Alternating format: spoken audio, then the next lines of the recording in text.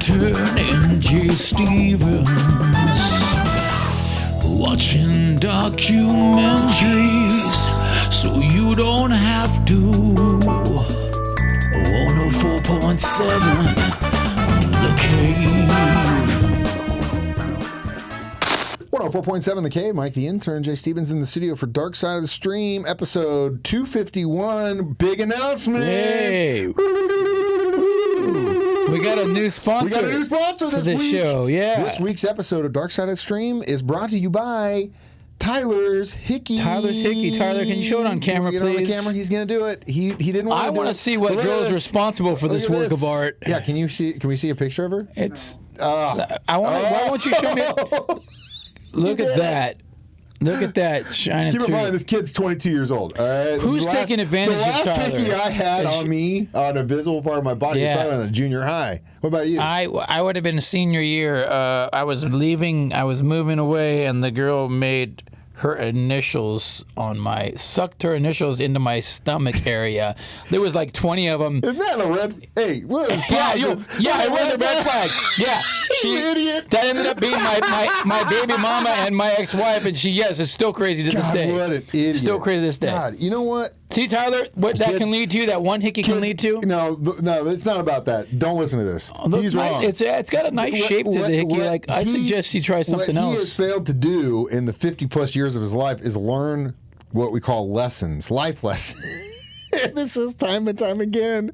You tell me one thing, I'm like, is that not a red flag? It was a red flag. I mean, in hindsight, I should have seen it then. To me, when I see a red flag, it means start your engines, guys. Let's go. He's so funny to me, too. And Jordan, if you're watching, I love you to death. And I think you're the best thing in the world that ever happened to this guy. Yeah. Hands down, in the time that I've known him. And I'm not being facetious. I mean that, 100% of my being. Yeah. However, it cracks me up that girl, your baby mama in Hawaii, left hickeys of her initials on your stomach, and then I still years ago you got matching tattoos. Yeah, no, with the new girl. Maybe it's a me problem. Jeez Louise, all right, the documentary this week is John Candy documentary on Who I Like Me. Documentary. It's directed by Colin Hanks, Tom Hanks' son. But before we get into that, though, we also have some really big Dark Side of the Stream news. Okay. A couple years ago, we did a documentary about Waco, and it was kind of on Netflix. It was more about like the interviews with some of the guys on the ground, the news dudes, the sheriff deputies, the hired sharpshooters. And we talked about this one dude that was in there. The sniper was the coolest guy. Tattooed just, all the way up and down, just like me. He had a shot on Koresh, but he wasn't allowed to take it. Yeah, so he was the coolest guy on there. When we were talking about, because we were talking about how bad the FBI fumbled it, and then we were like, except for that one tattooed dude who seemed to know, like, nah, we just need to do this, and I can get this over with in 5 minutes. Like, let me just end it. He was the coolest cat. So turns out he is the coolest cat. Yesterday, I'm walking down the hall, and Jay's like, bro, come here. Bro, you remember that sharpshooter in the Waco documentary? And I'm like, yeah. He's like, he's in there. And I peek in there, I was like, it is you. You got long hair now. Yeah, he lives here in Springfield. And props to you, my guy. I train with his buddy, and he's going to be coming in here and doing some stuff. He's a big Cave fan, Cave listener. That's all he listens to. It was super cool, dude. Yeah. We were all man crushing over each other. I think we're going to be best friends. And now that's probably going to be trouble for the three of us. Yeah, wow. Well, at least you heard it here. If we have to come back for evidence of what happened, it started on this episode. It's been a long break, and we did not talk about the documentary at all yet. We are discussing this week the John Candy documentary, I Like Me. I am a child of the 80s, so John Candy being involved in all the films he was. Uncle Buck and stuff like that. All those I movies, remember all those Summer things. Rental, I could go on Planes, and on and Trains, on. and Automobiles. Unbelievable movies. Yeah. Unbelievably talented individual. But really a great, also speaking of life lessons, a great lesson of giving too much of yourself. Yeah. And, when you know what? Let's talk about it next. Dark Side of the Stream on 104.7 The Cave. 104.7 The Cave. Mike the Intern, Jay Stevens back. It's episode 251, Dark Side of the Stream. We really didn't talk about any of the documentary in the last segment. No. We had a bunch of crazy updates. Maybe we should just use that as the crazy update section of the podcast. But anyway, John Candy, I Like Me. What I was starting to say was, I think the overall even though he passed away from a heart attack in his early 50s, it is a very good life lesson of sometimes being too nice and too kind and giving too much of yourself is and can be a bad thing. And there's nothing wrong with being a person that is giving and caring and loving and helping, but also setting boundaries. Say no which sometimes. is like, hey, I've got to be this, or I can't be this and this and this. I've got to just focus on this. I have a hard time doing that too. I always be like, yeah, sure, I'll do that. I'll do that. Eventually, you have to be able to set boundaries and just say, look, I can't, it's not possible.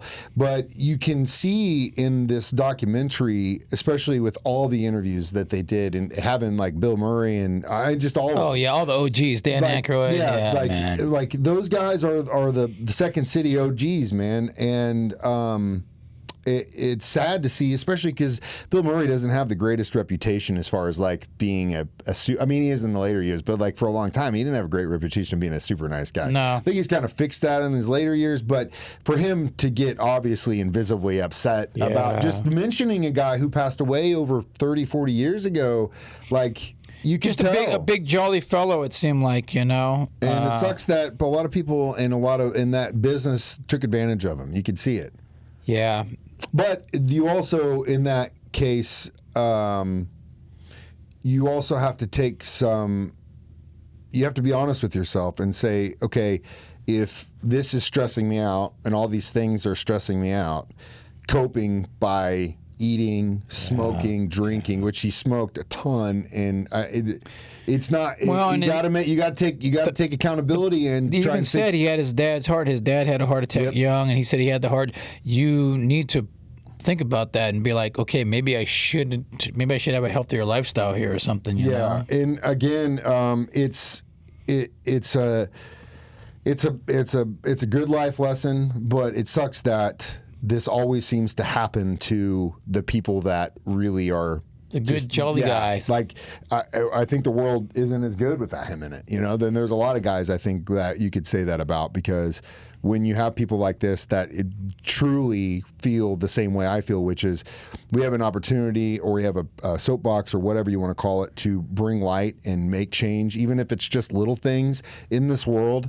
Not a lot of people get that opportunity. Some people abuse it and use it for darkness, and I try to do as much as I can to just, even if it's talking about records to somebody at a gas station, like spread that's a little it. positivity out there. The least amount of guys that we have out there that are doing that stuff, it breaks my heart. But either way, we're going to come back and talk about some of our favorite John Candy moments and pictures next. Dark Side of the Stream on 104.7 The Cave. Mike the Intern, Jay Stevens back in the studio. It's Dark Side of the Stream, episode 251. We're doing John Candy, I Like Me. Now, again, we talked a little bit about some of his favorite movies. What was your favorite film? Probably would have been Uncle Buck or Planes, Trains, and Automobiles. Yeah, those were both really good. Uncle Buck, I asked that because I had a feeling that's what you'd say. Yeah. That was cool to hear Macaulay Culkin's take. Oh, yeah, it was great. Because, again, how John Candy really was concerned with him as the child, not as the actor, but as a child. Because you could see the way his father was. Cool at home? His father was parading him around. Man. And he had his meter up, and he also stepped in and was like, hey. And you could tell, like, all these years later, Macaulay didn't forget about that. No, not at all. And all these people that are in this documentary. Just taking and using from Macaulay, and then here he comes along. He's like, you, all right? Yeah. You good. It's not, what can you do for me? It's not, what can you make for me? Seeing him, when he owned that football team for a while, and his... they're making that John Madden film right now with Nicolas Cage as John Madden. Gosh, Candy would have been the perfect John Madden. Oh, yeah, for sure. They look exactly alike when he was on the sidelines there. If I was to pick my favorite, I said Summer Rental. Summer Rental's, even though it's not like great. It was just a whole series of movies during that period. Great Outdoors, him and Dan Aykroyd. Very similar as well to Summer Rental. If I had to pick one, even though he doesn't have a major role in it, I'd probably say Stripes. I love, arguably, the mud wrestling scene is probably one of my favorite scenes, not because of the partial nudity, just because it's just so funny, that whole situation. And wouldn't it be cool? Well, I forgot he was in Home Alone. The polka band leader. I forgot all about that. And well, it's because he and her, the mom, were just homies. Well, they worked in Second City together, and so like all of that crew, they all knew each other. He says like I can give you 24 hours, and they literally shot for 23 hours and just did it. And we could go down the list. Spaceballs is incredible. God, I know he was in a lot of movies, dude. He was so good at what he did, but he was always. It was so funny because there are like I always talk about like the Pauly Shore movies. In the 90s, right? Like Pauly Shore, it's like Weasel. The Wheeze is in the army. That's in the army. Oh, the Wheeze is going to marry a farmer's daughter, stepdaughter. Same with Ernest. Remember the Ernie guy? Yeah, but you see what I'm saying? Like Pauly Shore in all these movies, Encino Man. Pauly Shore has a caveman living under his house. Yeah. Like the thing is, it's like so funny because like. He had 5 movies where it was like, all right, Pauly, we're just going to have you do here. In these movies with John Candy. They're John Candy, but they're it's not. No, they're characters. They're you characters. see what I'm saying? Yeah. And I think it's that not John Candy as like, this character. You see him, and he's so iconic, but then he becomes the polka king of Wisconsin. Yeah, dude, that's so dope. He becomes the dude, the fat guy in stripes is trying to lose some weight by going to basic training. Either way, they're just such an integral part of what I think makes those movies so special. So again, just a hugely talented guy. We actually just watched Nothing But Trouble. Couple days ago, which he's in. He's the sheriff. I remember that one. You never seen Nothing But Trouble? I might have. I mean, there was a whole period of those movies, in the late 80s. It was the early 90s, so you probably have been your blackout years. Blackout years. Either way, it's Dark Side of the Stream. The Lost Years. The Lost Years. We'll be back with our reviews next on 104.7 The Cave. 104.7 The Cave. Jay Stevens, Mike the Intern. We're back in the studio one more time. It's Dark Side of the Stream, episode 251.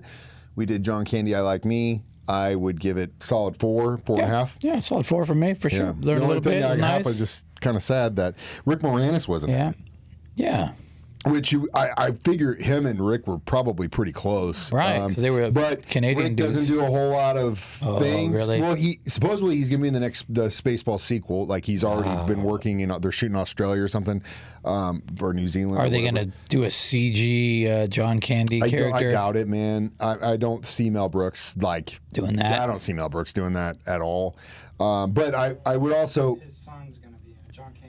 Oh, Our producer's just chiming in and letting us know that John has brought Candy's knowledge son, to. I think if blood flow to his brain, he just came in with some sweet knowledge. You know what's funny? It's just like that Seinfeld episode where like Elaine and George one of them is getting laid and the other one's not getting laid, and then because he's getting laid all the time, he's become super smart because sex isn't on his brain, and then she's not getting laid and sex becomes on her brain all the time, and she just becomes super stupid all the time.